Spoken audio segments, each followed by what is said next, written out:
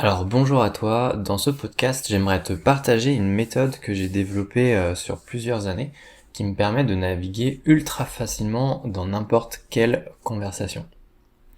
Imagine tu sors avec trois amis en terrasse d'un bar pour prendre un verre. Tu t'installes et tu commences direct la conversation.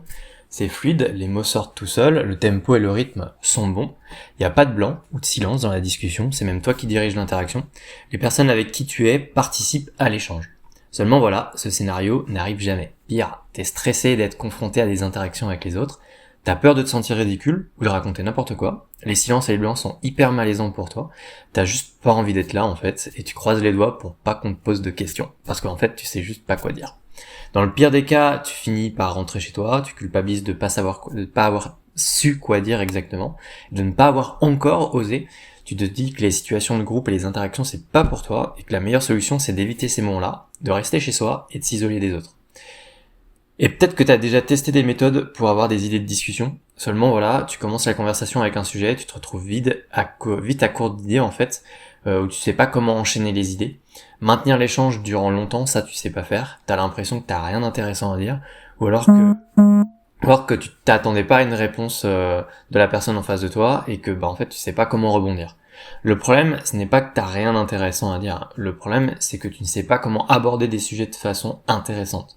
On a tous eu au collège ou au lycée une matière qu'on adorait une année pour la détester l'année suivante, parce qu'on avait changé de professeur. Passer d'un professeur hyper passionnant à un enseignant totalement ennuyant. Les sujets de conversation, c'est la même chose. Le plus important, c'est pas tant le sujet en question que la façon dont on en parle, de le présenter. Ça nous est tous arrivé de rencontrer une personne qui parle d'un sujet ordinaire, mais qui est tellement passionnée par ça, en fait, qu'on se sent complètement absorbé par sa façon d'en parler.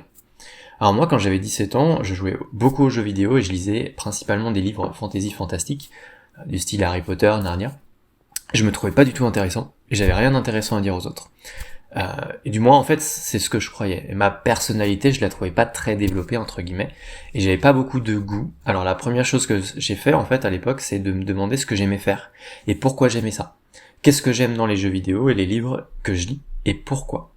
Et par la suite, poser les mêmes questions à mes camarades de classe à l'époque, et là, j'ai été vachement surpris, parce que je commençais enfin à avoir des discussions qui me plaisaient, et qui stimulaient aussi les personnes, en fait, avec qui je parlais à ce moment-là. Les conversations, elles matchaient, en quelque sorte, et avec le recul, j'ai un peu de peine, en vrai, pour certains de mes camarades, qui étaient de vrais cobayes sur qui je testais des techniques de conversation.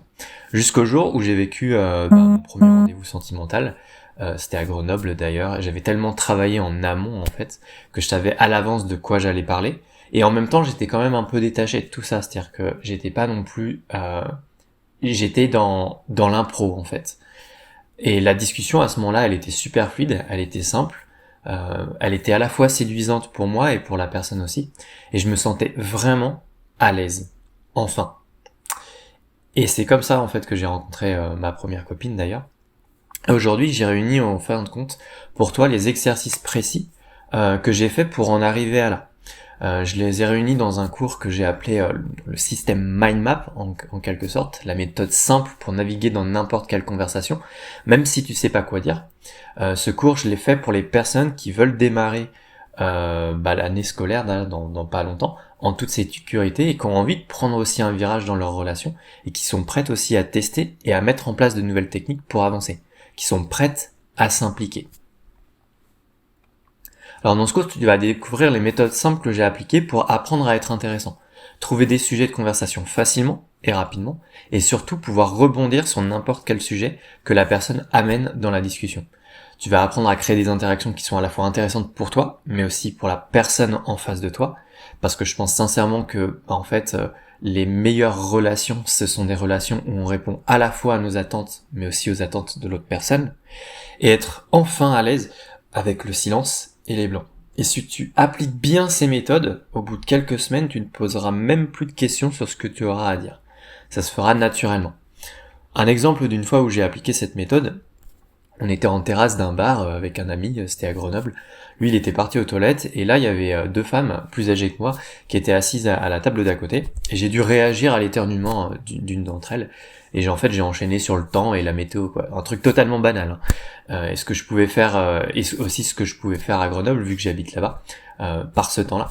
Et là, surprise, en fait, j'ai pu enchaîner très facilement sur plein de sujets différents, comme la randonnée, les activités à faire en montagne. Et vu que la personne ne venait pas d'ici, je pouvais parler de voyage et la questionner. Et ça a duré 15 minutes au total, parce qu'après on avait un rendez-vous avec mon ami, donc on a dû partir.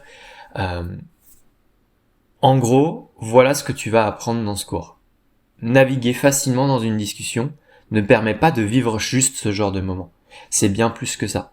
J'ai utilisé la même méthode lors de mon premier rendez-vous avec ma première copine, puis j'ai aussi réutilisé la même approche pour une deuxième copine, et cette méthode, elle m'a vraiment aidé à créer du lien. Je dirais même que c'est une méthode aujourd'hui que j'utilise quasiment dans toutes mes discussions et toutes mes conversations. C'est juste qu'aujourd'hui, je m'en rends même plus compte.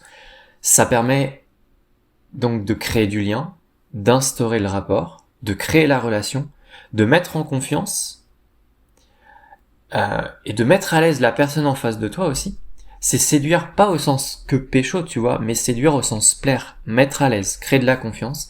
Et cette méthode, elle peut non seulement t'aider à te faire des amis, mais aussi à créer du lien avec un ou une partenaire potentielle. Voire même apprendre à se présenter en entretien d'embauche.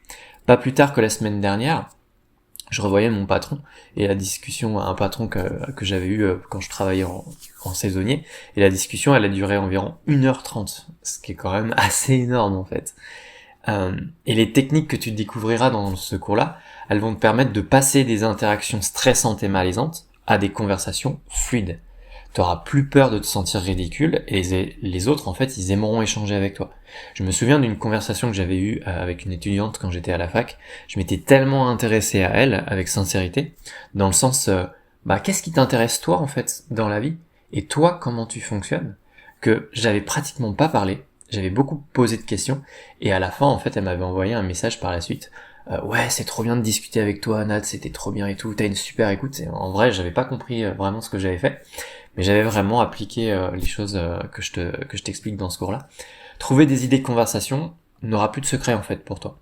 T'auras même plus besoin d'anticiper en disant oh là là mais putain mais qu'est-ce que je vais bien pouvoir dire en fait. Non, parce qu'en fait là tu sauras t'adapter dans n'importe quelle circonstance.